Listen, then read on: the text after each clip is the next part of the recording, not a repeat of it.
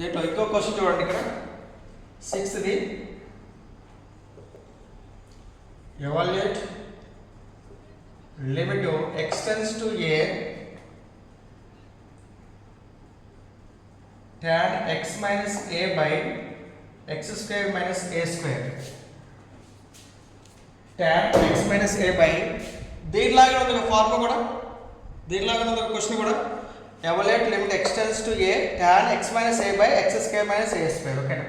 Solution given రాసుకుందాం. Given limit x tends to a tan x minus a by x square minus a square is equal to limit ఎంత ఏ కదా, ఏ substitute చేద్దామా? ఓకేనా? ఎంత ఇది?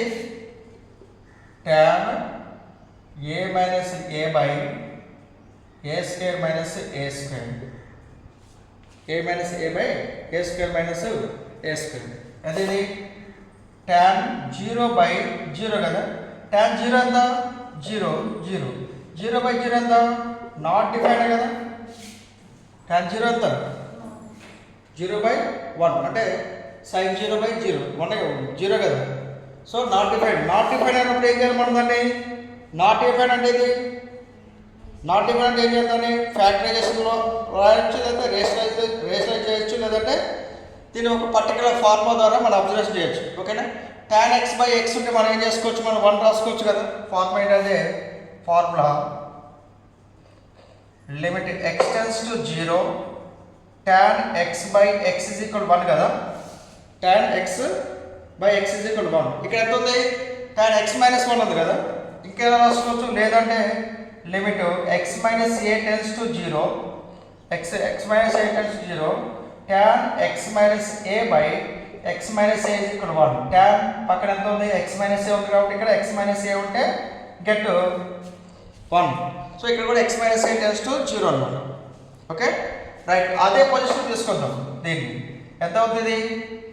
Limit x tends to a, limit x tends to a tan x minus a by x square minus a square ఎంత?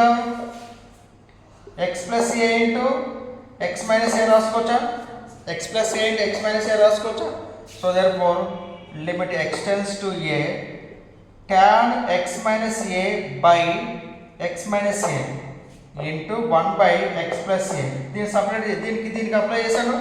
x plus a ని separate చేసి రాశాను. ఇప్పుడు లిమిట్ దీనికి అప్లై అవుతుంది, లిమిట్ దీనికి కూడా అప్లై అవుతుంది కదా. Limit x tends to a tan x minus a by x minus a into limit x tends to a 1 by x plus a. Okay, దీన్ని ఏం రాసుకోవచ్చు? ఇది x minus a ని x minus a tends to 0 రాసుకోవచ్చు. దీన్ని limit x minus a tends to 0 tan x minus a by x minus a into limit value substitute చేద్దాం. x is equal to a కాబట్టి 1 by a plus a. దీని answer ఎంత మొత్తం? 1 కదా. 1 into 1 by 2a. So therefore answer అంతా ఇప్పుడు 1 by 2a. Okay, దీనిలాగా ఉంది question చూడండి. x minus 1 by x square plus 1 దీన్ని డిరైవ్ చేస్తే సరిపోదు. a square minus b square. ఇది కూడా అంతే, x square minus a square x plus a into x minus a formula ద్వారా.